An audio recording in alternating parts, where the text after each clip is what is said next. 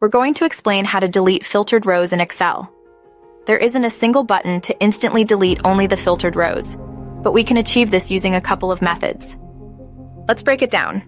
1. Method 1. Using the Special Cells feature. This is the most efficient method for deleting filtered rows. First, make sure your data has a header row. Apply your filter as needed. Select all the visible cells, the ones not hidden by the filter. The easiest way to do this is to press Ctrl+A twice. This selects the entire data range and then subsequently selects only the visible cells within that range. Then press Alt+E, that's a semicolon. This selects only the visible cells. Next, right-click on any selected cell and choose Delete. Choose Entire Row from the options. This will delete all the rows that were visible after filtering, essentially removing only the filtered out rows. 2.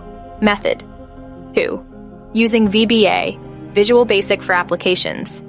This is a more advanced method involving code and is suitable if you need to automate this process repeatedly. First, open the VBA editor by pressing Alt+F11. Then, insert a new module by going to Insert Module. Paste the following code into the module. VBA sub-delete filtered rows, dim last row as long dim I, as long last row equals cells, rows, count, A, end xlup, row. Assumes data is in column A, adjust if needed. For I equals last, row to one step, 1. If rows I, entire row, hidden equal true, then rows I, entire row, delete, end, if next I end, sub, chai. This code iterates through each row from bottom to top. It checks if each row is hidden, meaning it's filtered out, and deletes it if it's hidden. Remember to change A in cells rows count A if your data doesn't start in column A.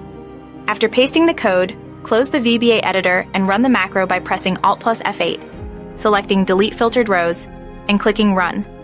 This method is very powerful for large datasets, and it is important to save your workbook as a macro-enabled workbook, but XLSM, to retain the VBA code.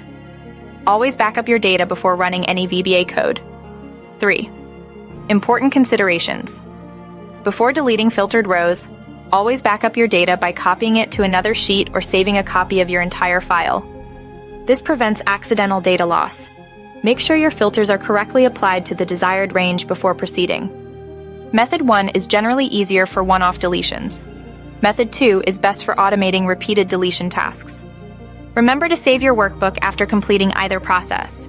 Remember that if you've already deleted rows before applying your filter, then the row numbers may be offset and some rows might not get deleted correctly using method 2. Always double-check your result.